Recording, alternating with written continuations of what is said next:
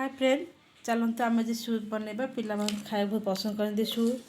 आप जापे एवं मुझे देखुची मार्केट गोटे सूप नहीं पाखे आनी टमाटो सूप। एवं चलते साइड कर कट कर नवा।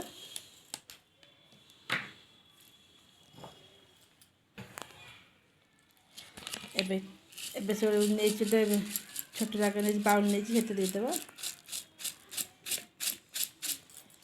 सब जाक देदेव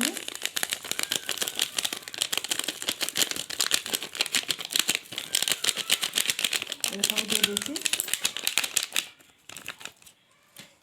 ये चलते आम पानी को गरम कर रखी गरम पानी देदेव।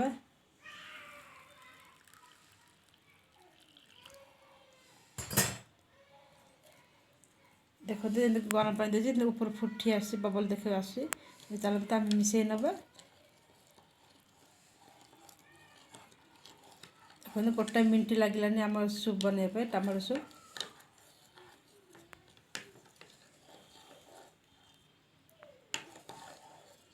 भल से मेल्ट करनवा मिसई देवा पूरा। एबे आम टमाटो सूप पूरा रेडी। आप पिला दे पारे खाइबे से बहुत खुशी हे खायापाई।